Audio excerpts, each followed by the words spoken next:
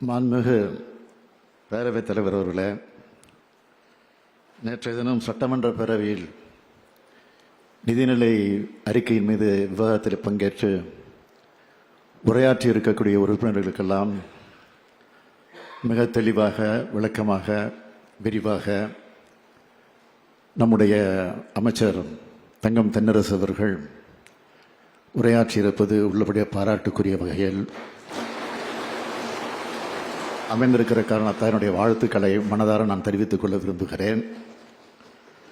நேற்றைய தினம் விவாதத்தின் போது சில குறிப்பிட்ட சட்டமன்ற உறுப்பினர்கள் வைத்த வினாவுக்கு விளக்கம் சொல்லியிருக்கிறார்.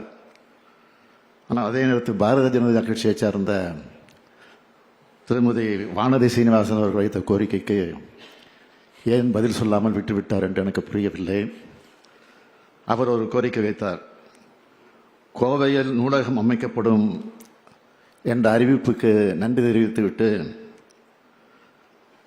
அது எங்கே அமையவிருக்கிறது, எவ்வளவு நிதி ஒதுக்கப் போகிறீர்கள், எப்பொழுது ஆரம்பிக்கப் போகிறீர்கள், எந்த காலத்தில் அந்த பணிகள் எல்லாம் முடிவடையும் என்று ஒரு கேள்வியை கேட்டார்.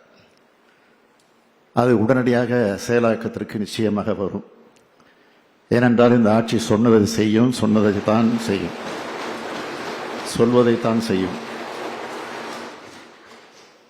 எப்படி மதுரையில் உலக தரம் வாய்ந்த கலைஞர் நூலகம் குறிப்பிட்ட காலத்திற்குள் கட்டப்பட்டு திறந்து வைக்கப்பட்டிருக்கிறதோ, அதேபோல் சென்னையில் கலைஞர் பல்நோக்கு சிறப்பு மருத்துவமனை, மதுரை அலங்காநல்லூரில் ஜல்லிக்கட்டுக்காக ஏறுதழுவுதல் அரங்கம் அமைக்கப்பட்டிருக்கிறதோ, இன்னும் சில தினங்களில் நம்முடைய கலைஞர் நினைவிடம் அமையவிருக்கிறதோ, அதேபோல் அவைகளெல்லாம் சொன்னபடி நிச்சயமாக இந்த ஆட்சி நடக்கும். ஆனால் ஒன்று மட்டும் உறுதியாக நான் திருமதி வானதி சீனிவாசன் அவர்களுக்கு தெரிவித்துக் கொள்ள விரும்புவது, மதுரையில் எய்ம்ஸ் அறிவித்ததை போல் நிச்சயமாக இல்லாமல் குறிப்பிட்ட காலத்திற்குள் கட்டி முடிக்கப்படும். அதுவும் நான் குறிப்பிட்ட தேதியை குறிப்பிடுகிறேன். ஜனவரி மாதத்தில் 2026 ஜனவரி மாதத்தில் அது திறக்கப்படும்.